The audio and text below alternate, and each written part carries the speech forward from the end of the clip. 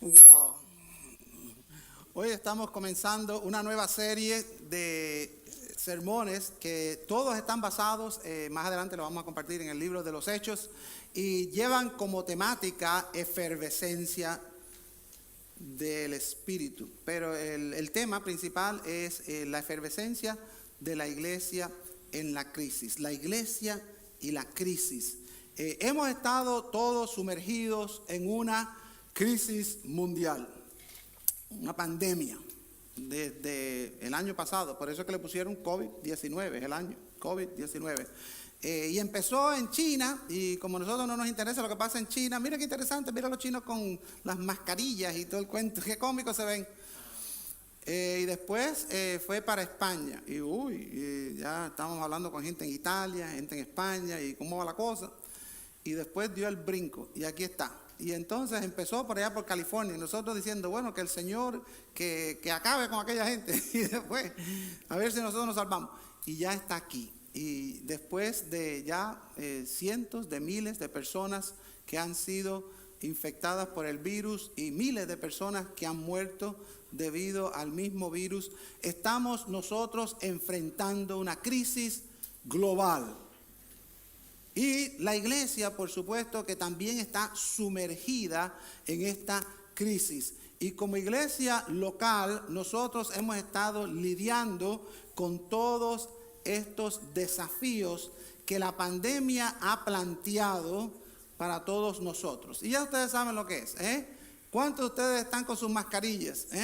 ¿Y por qué? ¿Quién les dijo a ustedes, cuando empezó todo esto, que usted lo primero que iba a hacer cuando se levantaba era lavarse los dientes y ponerse la mascarilla?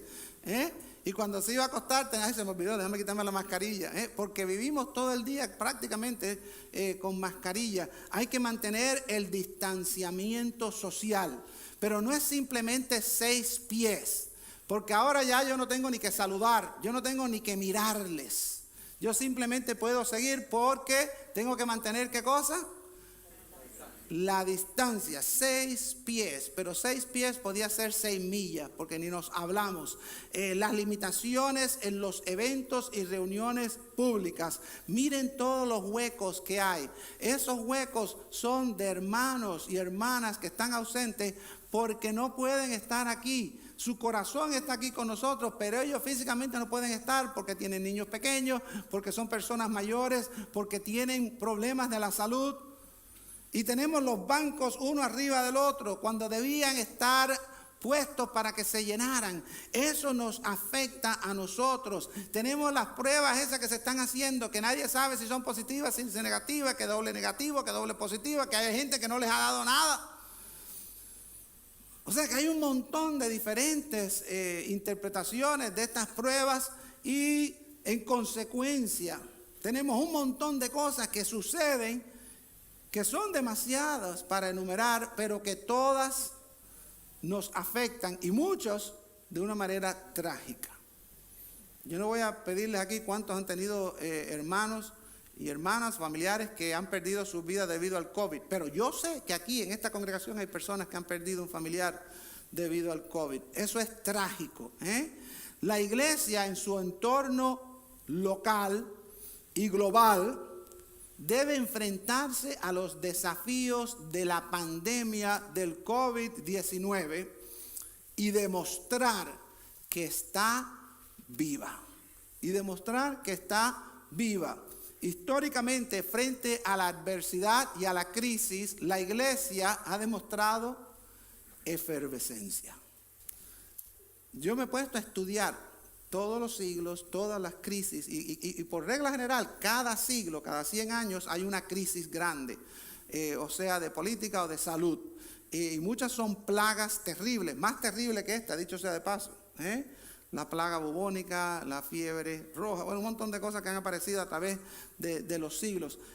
Pero la iglesia tiene que demostrar efervescencia. Y entonces la pregunta es, ¿qué es la efervescencia? La efervescencia, por definición, es el burbujeo de una solución debido a la fuga de gas. Y el gas puede formarse por una reacción química, como en la fermentación de un líquido, o por salir de una solución después de haber estado bajo presión. Eso es lo que nos dice la ciencia de la química, como las bebidas esas que ustedes toman que están carbonadas, todas tienen efervescencia. Pero yo quiero demostrarles a ustedes qué es la efervescencia. Y para eso voy a llenar 3 vasos. Ustedes pueden ver los 3 vasos aquí. Voy a llenar estos 3 vasos con agua pura, limpia y cristalina. ¿Le está entrando sed?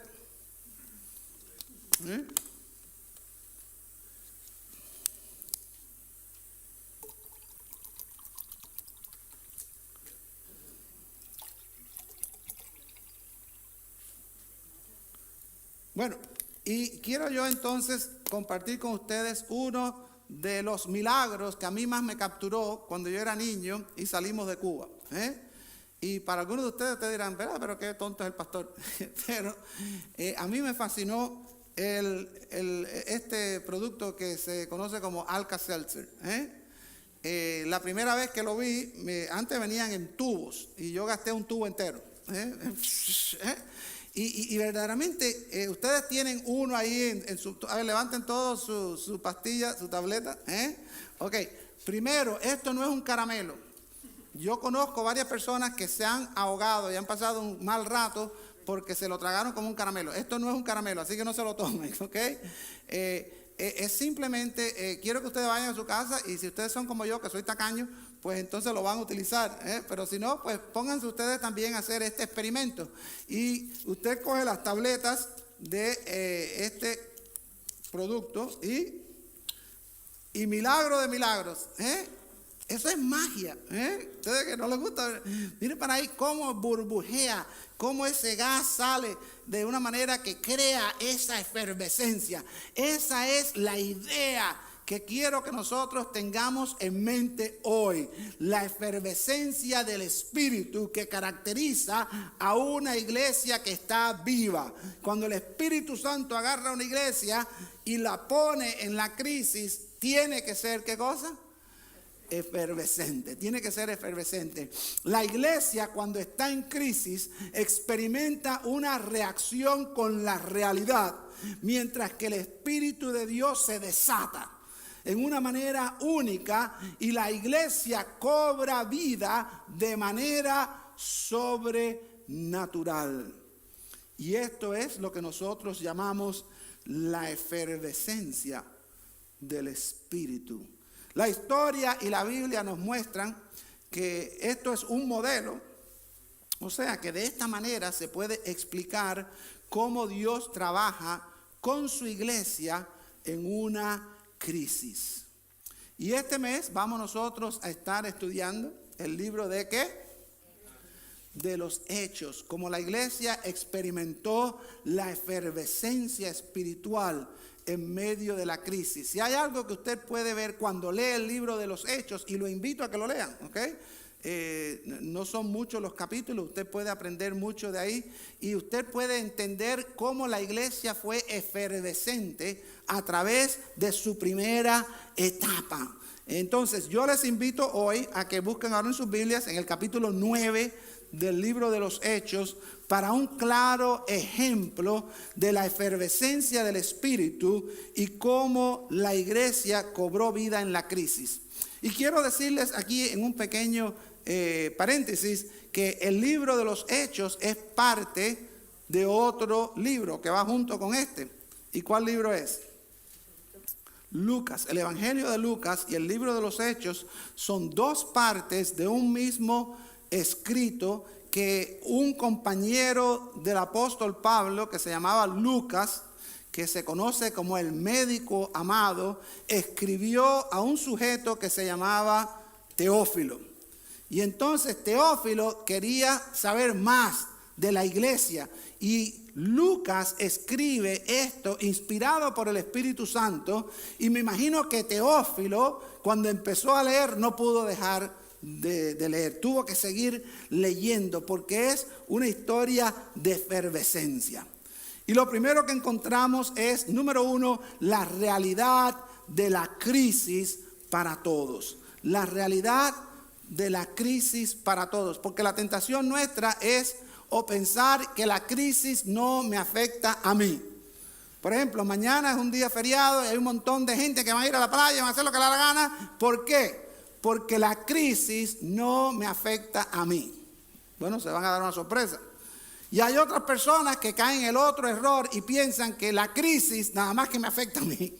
Yo soy el único que me la estoy comiendo completita. Pero ambos están equivocados. La realidad de la crisis es para todos. En primer lugar, el mundo estaba en crisis. El mundo estaba en crisis. El siglo primero en que suceden estos eventos de la historia que nos está narrando Lucas era un siglo de profunda crisis, y en particular en el lugar donde estaban ellos, en Palestina, en la zona esa de la franja del Medio Oriente, donde hoy está el país de Israel, de Palestina, está Siria, Líbano, Jordania, toda esa zona. Y esa zona en aquel tiempo estaba en crisis, y una crisis tremenda, porque los romanos eran los señores de aquella provincia. ¿Los romanos de dónde eran? ¿Dónde está Roma? En Italia. Bueno, ¿y por qué esa gente no se quedaron en Italia? Y ahí en su capital de Roma, ¿por qué no jugaron a los soldaditos, a lo que querían? El problema era que los romanos querían dominar el mundo. Y no solamente querían dominarlo, sino que lo lograron. Estaban ellos dominando todo lo que era en aquel tiempo el mundo conocido de ellos. Y los romanos tenían un control completo de todos los países alrededor del mar Mediterráneo. Y en particular estaban ahí en la zona de Palestina. Y ellos exigían lealtad a todos sus sujetos, pero no solamente exigían lealtad, sino que dijeron, bueno, queremos decirle que aquí nosotros somos los dioses y el emperador es un dios. Inclusive uno de los famosos emperadores, el título que le pusieron fue Augusto, y es un título que se le daba a los dioses. Y aquel hombre se creía que él era Dios, que entonces impuso, él y toda la otra gente que le siguieron, que había que adorar al Dios emperador y había que adorar a la diosa Roma. Usted puede adorar a quien le dé la gana, pero usted tiene que adorarnos a nosotros. Y tuvieron un problema con los judíos, porque los judíos que decían, nosotros solamente adoramos ¿a quién? A un solo Dios. Todos los días se levantaban los judíos, lo primero que decían cuando se levantaban era, oye Israel, Jehová, tu Dios, Jehová, uno es. Y después decían que la única lealtad que ellos debían rendir era a ese Dios. Entonces ahora tenían un choque, y aquello creó una situación terrible. Y los romanos no solamente se imponían en lo social y en lo religioso, sino que también decían, ahora ustedes tienen que pagar impuestos. ¿A cuántos de ustedes les gusta pagar impuestos? A nadie, ¿verdad? Pero la realidad es que aquí nosotros pagamos impuestos, y pagamos bastante, dicho sea de paso, pero es para carreteras, es para escuelas, es para hospitales. Pero en aquel tiempo se pagaban impuestos, pero nada más que era para que los romanos fueran más ricos. Uno no veía carretera, uno no veía nada. Y eso creó una tensión tremenda en aquel lugar, porque los romanos gobernaban con violencia. Y los judíos reaccionaban a los romanos y trataban de establecer su supervivencia. Y al final, en el año 70, vinieron las legiones de Tito Vespasiano y arrasaron a Jerusalén y arrasaron todas las ciudades principales de Palestina. Arrasaron, no dejaron nada. Hasta el día de hoy lo que dejaron nada más que la plataforma. El mundo estaba en crisis. Y en medio de ese mundo en crisis aparece la iglesia. Y la iglesia surge, nace, emerge en un mundo en crisis. Dice aquí en el capítulo 9, versículos 1 y 2, si ustedes quieren seguirlo, que Saulo, respirando aún amenazas y muerte contra los discípulos del Señor, vino al sumo sacerdote y le pidió cartas para las sinagogas de Damasco, a fin de que si hallase algunos hombres o mujeres de este camino, los trajese presos a Jerusalén. O sea que ya había más o menos, esto está sucediendo en el año 34 de la era cristiana. ¿Ok? Marquen eso. El año, ¿cuántos de ustedes tienen 34 años? Ah, bien, sí. 34 años de la era cristiana. Y Jesús fue crucificado en el año 30 de la era cristiana. O sea que 30, 31, 32, 33, yo no sé mucho de matemáticas, pero ¿cuántos años son esos? 4 años. 4 años habían pasado de que el Señor Jesús había resucitado y había ascendido al cielo, y estaba ahora la iglesia experimentando ¿qué cosa? Una persecución directa. Una persecución de parte de este hombre que se había convertido en una amenaza. Porque la iglesia ya estaba creciendo y estaba surgiendo de tal manera que ya estaba impactando la sociedad. Y ya entonces el establecimiento judío veía a la iglesia como una amenaza. ¿Y cómo se enfrenta uno con una amenaza? Siempre con impacto. Y entonces pusieron a este joven, ¿ok?, que vamos a hablar en un minuto acerca de él. Y la iglesia estaba creciendo y agarraron a uno de los líderes que se llamaba Esteban. ¿Y qué hicieron con Esteban? Fue apedreado fuera de las murallas de Jerusalén. Y Saulo, este joven aspirante a ser líder de los fariseos, él estaba allí presenciando aquello con Esteban. Y más adelante él surge como uno de los perseguidores. Él quería en su celo religioso exterminar a los seguidores de Cristo. Saulo era un yihadista. Y ustedes que saben de esto, saben que es un hombre que está en una santa misión de destrucción. Saulo era un terrorista que estaba persiguiendo y acosando a la iglesia del Señor Jesucristo. ¡Wow! Una persona peligrosa. Hoy nada ha cambiado. Hoy nada ha cambiado. Tanto el mundo como la iglesia está en crisis. Hoy el mundo está devastado por esta ola pandémica que conocemos como el virus mortal del COVID-19. La gente en todo el mundo tiene miedo, se sienten inseguras a medida que el número de personas afectadas surge ya en los millones y los muertos surgen ya en los cientos de miles, y el mundo está experimentando una crisis de gran impacto y significado. Y la iglesia, como siempre, está en la misma crisis. El mundo la está sacando a la iglesia y excluyendo de la plaza pública. ¿Ustedes no lo creen? Miren ustedes la noticia. ¿Qué está diciendo? Los casinos pueden abrir.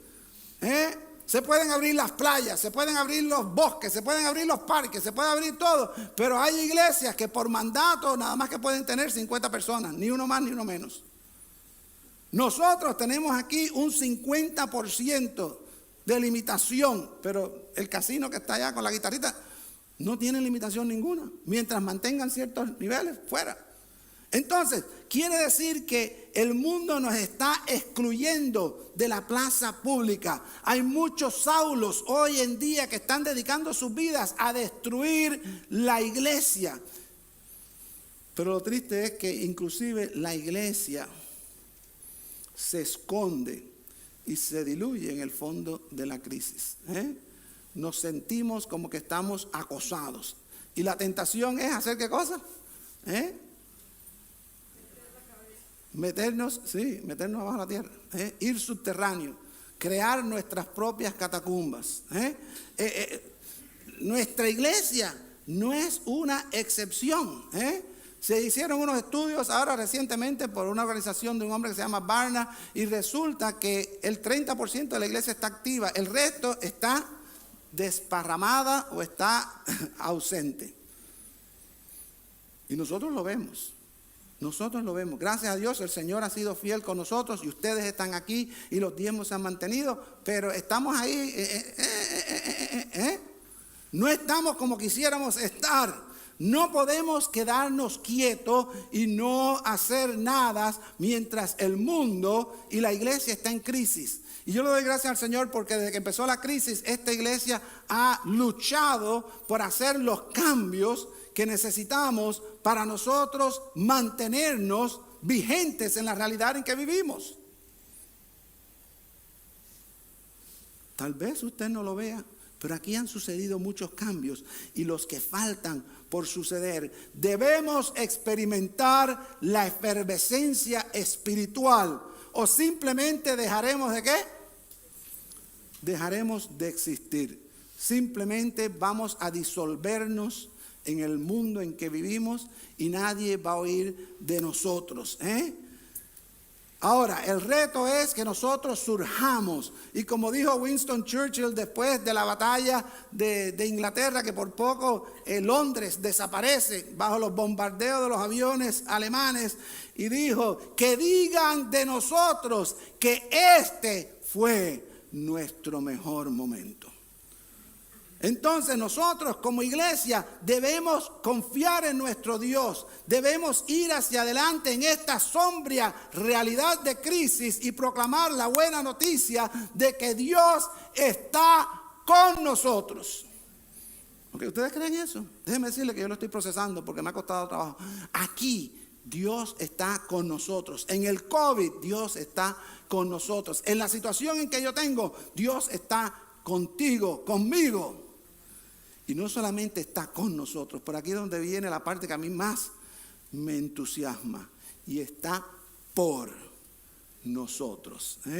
Yo ahora tuve la experiencia esa de ir y ver a mi hijo Mark que tuvo ese terrible accidente y que de pronto todo era un problema, que esto no se podía, y de pronto ver cómo Dios está con nosotros. Pero no solamente está con nosotros, ministrándonos con su presencia, sino que está por nosotros. Cómo pone médicos que están alertas a las necesidades de mi hijo. Cómo pone personas que lo ayudaron. Porque en el ejército nadie le da nada a nadie. Tiene uno que convalecer ahí uno solo. Y entonces otros que le traían la comida. Ver cómo Dios provee a los maestros que lo ayudaron con las cosas que tenía que entregar. Bueno, un montón de cosas que si tuviera, me pasaba una hora contándoles a ustedes.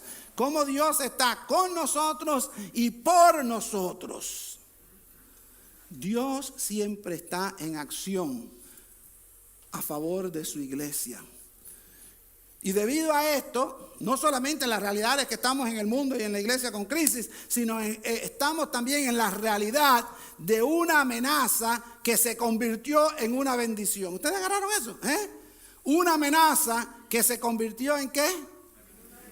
Entonces siempre este pasaje yo lo he predicado y lo he enseñado desde el punto de vista de la conversión de Pablo. Pero bueno, ¿y qué? Del impacto que tuvo eso en la iglesia.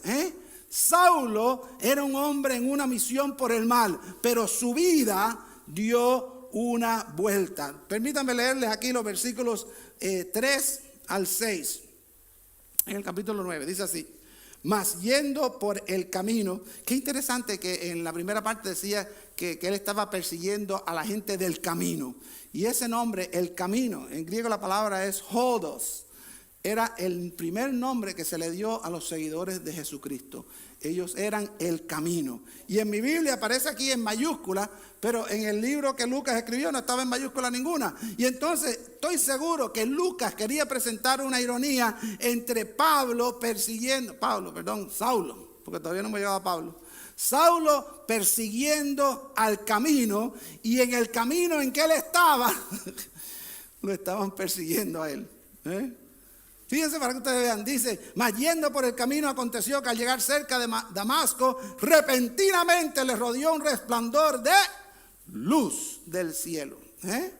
Déjenme decirle que en una noche oscura uno enciende un fósforo y se ve por millas. Creo que hicieron un estudio, creo que son 2 millas y media. Uno enciende un fósforo, 2 millas y media. Pero este relato que Lucas nos está dando aquí aparece 3 veces en el libro de los Hechos. Aparece en el capítulo 26 y aparece en el capítulo 22. Y Pablo dice en el otro cuando él está contando la historia de que era el mediodía. Entonces, en el mediodía, ¿qué oscuridad hay? Ninguna. Está el sol en su apogeo. Y no solamente eso, sino que la zona donde él estaba, que yo he estado allí, uno mira y es todo desierto, piedra y más piedra. Ahí no hay ni dónde amarrar un chivo. Y entonces en ese calor, con ese sol, con esa piedra, en ese desierto, ¿ustedes se han puesto a pensar lo que esto quiere decir? Dice que les rodeó un resplandor de luz del cielo. ¿Qué clase de luz? Que esa luz opacó la luz del sol. ¿Qué clase de luz vio Pablo? Tiene que haber sido algo supuestamente grande y milagroso. Pero dice que entonces, dice que cayó en tierra y oyó una voz que le decía: Saulo, Saulo, ¿por qué me persigues? Ahora, la sorpresa no es simplemente para Pablo o Saulo, sino para nosotros también. ¿Por qué? Porque ¿a quién estaba persiguiendo Saulo? Saulo no estaba persiguiendo a Jesús. ¿A quién estaba persiguiendo? A la iglesia. Pero aquí Jesús dice que lo estaba persiguiendo a él.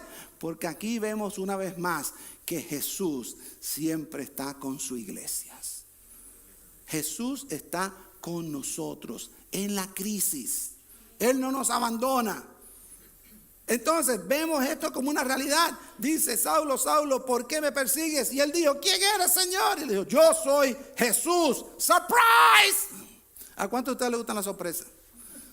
Ayer le dimos una sorpresa al sobrinito mío que cumplió 10 años, por poco se muere del corazón. Sin decirle nada, hicimos uno de esos, ¿cómo se dice? Un desfile de carros, de autos, y todo el mundo pitando y todo. Y el muchachito que salió, bueno, se quedó gago, no pudo hablar, no sabía, se impactó, porque era una sorpresa. Imagínense la sorpresa de Pablo cuando le dice: yo soy Jesús. Pablo estaba persiguiendo a los seguidores de Jesús. Pablo creía que Jesús era un falso Mesías. Pablo creía que Jesús era un mito, que Jesús era un muerto, que Jesús no era nadie. Y de pronto, hello, yo soy Jesús.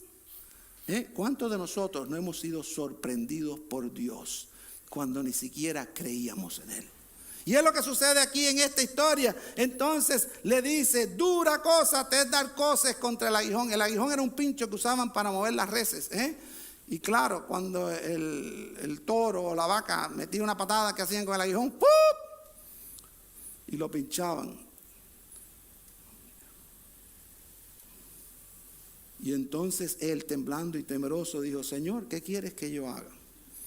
Y el Señor le dijo: levántate y entra en la ciudad y se te dirá lo que debes hacer. Siempre Dios tiene una palabra de instrucción para aquellos que están dispuestos a seguirle. O sea, nosotros no tenemos que estar inventando. El Señor nos dice, igual que le dijo a Pablo, a Saulo en este caso, lo que tenía que hacer. Nosotros encontramos que Saulo tuvo un encuentro personal con Jesús. Decir que el Jesús resucitado, el Mesías, puso su vida patas arriba es poco decir. Para muchos de nosotros que crecimos en un hogar cristiano, pues a veces nos sentimos un poquito defraudados. Mi vida no cambió mucho. Yo antes no era un borracho y ahora no soy un borracho. Antes yo no hacía esto y ahora no. Entonces, pero cuando una persona de verdad que está completamente diamétricamente opuesto a lo que el Señor está haciendo, de pronto experimenta esa conversión, es algo que nosotros vemos: ¡wow! ¡Qué tremendo cambio!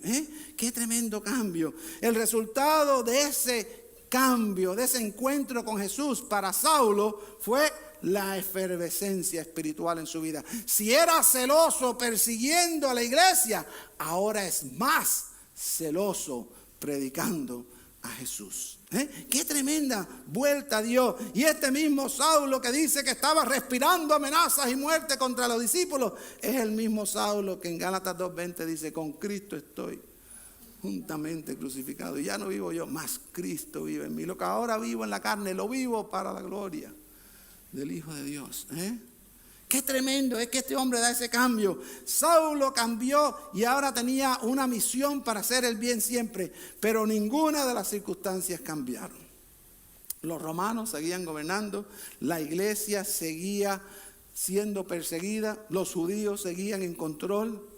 Sin embargo, la amenaza de Saulo, el perseguidor, se convirtió milagrosamente en una de las más grandes bendiciones para la iglesia. Saulo, el perseguidor, se convirtió en Pablo, el misionero, en Pablo, el predicador, en Pablo, el que comenzó tantas iglesias. Y aquí vemos nosotros que hoy las cosas no son diferentes, ¿eh? El mundo está en crisis, la iglesia está en crisis, las circunstancias no han cambiado, pero la gente sí pueden cambiar. Este virus puede convertirse en un agente de efervescencia para la gente de esta iglesia y para los cristianos de todas partes. Y entonces la pregunta es, ¿cómo puede ocurrir esto? ¿Cómo podemos nosotros experimentar como iglesia esa efervescencia? Y esto lo encontramos en el tercer punto, que es la realidad del cambio en la crisis. La realidad del cambio en la crisis. Si ustedes leen los versículos 21 al 25 del capítulo 9, van a encontrar que la realidad cambió para Saulo. Ya era otro hombre. Inclusive la gente se confundía. Dice, no es este el que estaba persiguiendo a este Señor Jesús y a su iglesia.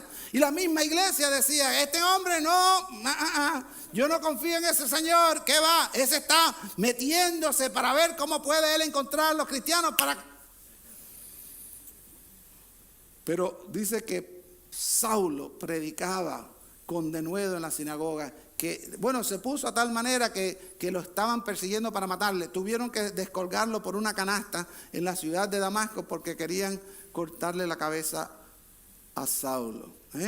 Y entonces encontramos que en medio de todo esto, la iglesia también fue cambiada. Si buscamos en los versículos 26 en adelante, dice que cuando llegó a Jerusalén, trataba de juntarse con los discípulos, pero todos le tenían miedo, no creyendo que fuese discípulo. Y entonces Bernabé, que el nombre quiere decir hijo de consolación, entra en la escena y representa a Saulo con los líderes. Y entonces dice que el versículo 28, que estaba con ellos en Jerusalén y entraba y salía y hablaba denodadamente en el nombre del Señor y disputaba con los griegos, pero estos procuraban matarle. Y cuando supieron esto, los hermanos le llevaron hasta Cesarea y lo enviaron. Le dijeron, oye, no, tiene que salir de la candela, fuera de aquí, ¡pum! Y lo mandaron para Tarso, de donde él había salido. Era su casa, regresó a casa. Y entonces el versículo 31 dice algo bien interesante. Entonces las iglesias, en Judea, Galilea y Samaria, o sea, las iglesias que se habían extendido por Palestina, todas tenían ¿qué? Paz. Y eran edificadas, andando en el temor del Señor, y se acrecentaban, fortalecidas, ¿por qué? Se acrecentaban, fortalecidas, ¿por qué? Por el Espíritu Santo. La iglesia fue alentada, la iglesia se hizo más fuerte, aumentó en número. En la crisis, esa iglesia fue efervescente. Y como resultado el mundo cambió. Las personas que eran paganas o judíos se convertían por cientos y miles en seguidores de Jesús y se convertían en parte de ellos de la iglesia. La luz en la crisis aumentó a pesar de la oscuridad que parecía prevalecer. En conclusión, todos estamos en la misma crisis. Siempre ha habido crisis. Esta crisis tiene muchas consecuencias negativas para las personas y para las iglesias. Pero en medio de todo, el Espíritu de Jesús está en acción. Cuando el Espíritu aparece en tu vida, cuando el Espíritu aparece en tu iglesia, en el mundo, siempre hay como resultado, ¿qué cosa? Efervescencia. Al igual que Pablo, tú puedes tener y experimentar un encuentro personal con el Espíritu de Jesús, con Jesús personalmente, y experimentar la efervescencia, la transformación de tal encuentro. Y eso viene como resultado de que tú entiendes lo que Pablo entendió en un segundo, lo que Saulo entendió. Siempre me confundo porque queremos diferenciar entre el Saulo perseguidor y el Pablo misionero, pero son la misma persona. Saulo era su nombre judío y Pablo era su nombre latín. Entonces es interesante que este hombre experimentó un cambio bien, pero bien fuerte. Y usted puede experimentar ese cambio también. ¿Cómo? Cuando usted cree. ¿Cree qué cosa? Las buenas noticias. ¿Cuáles son las buenas noticias? El Evangelio. ¿Cuál es el Evangelio? Que el Dios creador vino a este mundo y entró en la historia en la persona de Jesús. Y en Belén, en un pueblecito de Judea, ahí de una virgen nació un niño que llevaba su nombre Jesús. Ese Jesús era Dios y nos enseñó a nosotros cómo el Padre, cómo Dios se manifestaba a las personas en la tierra. Y no solamente eso, sino que Él arregló todo el lío que habíamos formado nosotros con nuestra desobediencia desde Adán. Él en una cruz pagó por todos nuestros pecados. 3 días después de haberse pasado en una tumba, Él resucitó de los muertos. Y está vivo, y hoy vive. Y ese mismo Jesús es el que está ahora en su iglesia. Es el que está llevándonos a nosotros por donde tenemos que ir. Y tú puedes tomar la decisión de decir: Señor, yo reconozco que tú eres Dios. Yo reconozco que Jesús vino a la tierra, ministró y murió por mí en una cruz y resucitó de los muertos para que yo pudiera tener vida eterna. Yo confieso mi necesidad, yo confieso mi pecado, yo me arrepiento de mi pecado y yo te pido, Dios, que tú seas mi Salvador y mi Señor por siempre. Yo entrego mi vida a ti. Pablo lo hizo en menos palabras y tú puedes hacerlo con una simple oración: Señor, ven a mi vida y toma control de él. Si hay alguna persona que todavía no ha hecho esa decisión, yo te invito a que la hagas. Toma esa decisión, porque es la mejor decisión que vas a tomar tú en tu vida. Y si tú has tomado esa decisión, compártelo. Mándame un correo electrónico o habla conmigo. Dime: pastor, yo tomé esa decisión. Si usted quiere hacer esa decisión pública porque usted hizo esa oración ahora, levante su mano. Alguna persona. Usted puede hacerlo donde usted quiera, en el momento que usted quiera, pero no lo deje. Esto es algo muy importante para cada uno de nosotros, pero hay mucho más. Al igual que la iglesia primitiva, la iglesia Peters Road tiene que experimentar paz y crecimiento en la crisis. La iglesia puede experimentar la efervescencia del Espíritu cuando permite que el Espíritu de Jesús la transforme, que cambie la iglesia de cualquier manera que el Espíritu de Dios decida transformar. La realidad del cambio en la crisis. Ya hemos experimentado muchos cambios. Uno de los cambios es que antes teníamos un pequeño portal en el online, en el internet, y teníamos el culto que aparecía y de vez en cuando salía, de vez en cuando no salía. Y ahora tenemos una presencia global. Ahora personas en otros países están viendo toda nuestra programación. Es increíble cómo hemos tenido que hacer cambios de tecnología, cambios de ajuste para tenerlos a ustedes aquí. Hay muchas iglesias que hoy todavía no se están reuniendo como nosotros. Yo estaba hablando ayer que me encontré en el Walmart con un pastor y me decía que ellos hasta octubre no van a empezar. Y nosotros estamos aquí, hemos hecho ajustes, hemos hecho cambios y todavía falta mucho cambio más. Porque Dios quiere que nosotros seamos efervescentes. La iglesia experimentó muchas transformaciones desde su comienzo. La iglesia primitiva tuvo que cambiar y salir del templo y moverse a los hogares. Tuvo que dejar de estar oculta para ser pública. tuvo que dejar de tener miedo y ser audaz. Tuvo que dejar de ser tolerada a ser perseguida. Tuvo que dejar de guardar silencio, a ser proclamadora del evangelio. Tuvo que dejar de ser desconocida, a ser conocida. Tuvo que dejar de ser local para poder ser global. Y ese es nuestro ejemplo a seguir. ¿Qué cambios traerá la efervescencia del Espíritu a nuestra iglesia de Peters Road? ¿Estamos listos para los cambios? ¿Estamos listos para pagar el precio que requieren estos cambios? ¿Estamos listos para ser efervescentes? No me canso yo de ver el milagro de la efervescencia. Cómo uno puede coger y tirar unas pastillas y de pronto hay un cambio químico, hay un cambio donde sale el gas comprimido. Pero nosotros vemos aquí una imagen de cómo la iglesia debe ser cuando el Espíritu Santo nos fuerza a nosotros a cambiar el medio donde estamos con su efervescencia. ¿Podemos ser así o podemos ser aquí? ¿Qué efervescencia tenemos aquí? Ninguna. Ninguna. Yo les invito a que ustedes sean parte de una iglesia efervescente. Eso depende del Espíritu de Dios en cada uno de nosotros. Y nosotros tenemos el privilegio de decir que sí o decir qué cosa, que no.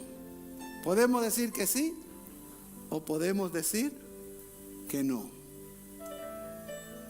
Si usted, el Señor le está tocando su corazón, le invitamos a que sea parte de nuestra iglesia. Usted puede ser miembro de nuestra iglesia. Mándeme una nota por email o hable conmigo después del culto si usted está interesado en ser parte de nuestra iglesia. Pero nosotros, como iglesia, tenemos la responsabilidad de ser efervescentes.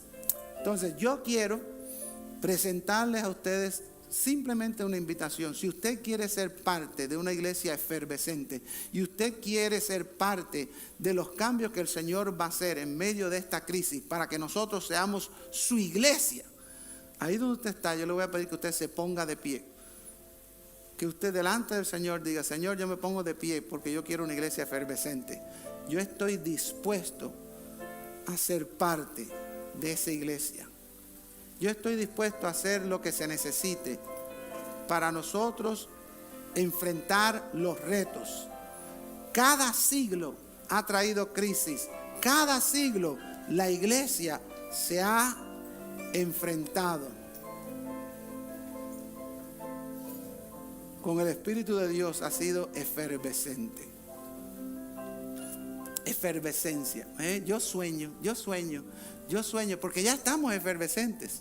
Ya estamos haciendo cosas que no nos imaginábamos hace unos meses. Pero Dios no ha terminado. Dios quiere más de nosotros. Tenemos nosotros que impactar el medio donde el Señor nos pone. Y esa es nuestra oración.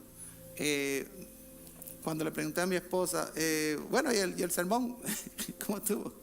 El sermón en inglés. Me dijo, todo estuvo muy bueno, pero ¿cuál es la aplicación? Y yo, la aplicación está elaborándose. Oren, porque queremos nosotros, le voy a dar un pequeño avance. Queremos empezar lo que estamos llamando en inglés life stations, estaciones de vida. Queremos empezar con lugares donde podamos tener pequeños grupos híbridos. Híbridos quiere decir que van a estar en sintonía con Zoom, con otras personas, y van a estar ahí en vivo y en directo con aquellas personas que se quieran congregar en un hogar. Y queremos empezar con 12 estaciones de vida, pero queremos, ¿cuál es el límite? ¿100, 200, 1000? Dios nos está llevando a hacer cambios en la manera en que nosotros funcionamos y pensamos para alcanzar. Una de las cosas más tristes es que durante todo este tiempo sí hemos estado compartiendo y hablando, pero muy pocos bautizos, no hemos tenido bautizos. Hoy vamos a celebrar por primera vez la Cena del Señor. Y lo vamos a hacer de una manera muy diferente a la que estamos acostumbrados a hacerlo. Yo no estoy muy complacido en eso, pero son los cambios que tenemos nosotros que aceptar para ir girando a ser la iglesia que el Señor quiere que seamos. Entonces vamos a orar, y cuando oremos le voy a pedir entonces que tomen sus asientos y vamos a celebrar la Cena del Señor. Señor y Dios, tú eres el que das efervescencia. No hay truco que yo pueda hacer, no hay cuento que yo pueda dar, no hay nada que ningún hombre o mujer pueda hacer para traer efervescencia real. Pero Señor, estamos en crisis. El mundo está en crisis, tu iglesia está en crisis. Hay muchas iglesias que no piensan ni que van a sobrevivir la crisis. Estamos siendo perseguidos en maneras sutiles, Señor, y estamos siendo perseguidos aún en maneras ya bastante obvias. Pero tenemos un Dios que está con nosotros y está por nosotros. Señor, qué tremendo es ver a tu iglesia puesta en pie delante de ti, dando un voto de afirmación que queremos que tu espíritu nos mueva a ser efervescentes en esta crisis. Señor, no tenemos recursos, no sabemos qué hacer, no sabemos hacia dónde vamos, dónde va a terminar este COVID. Pero tenemos un Dios que sabe todo eso y que está en control completo de la situación. Señor, danos la claridad para nosotros entender eso y para nosotros ser obedientes a lo que tú nos mueves a hacer.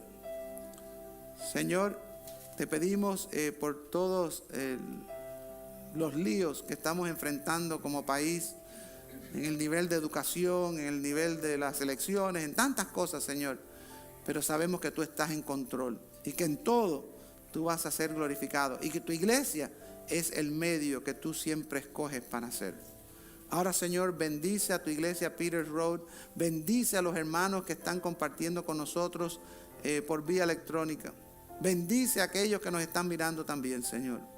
Y ahora, Señor, quédate con nosotros para celebrar este rito simbólico que para nosotros tiene tanto significado. Señor, quédate con nosotros en el nombre de Jesús. Amén. Muy bien.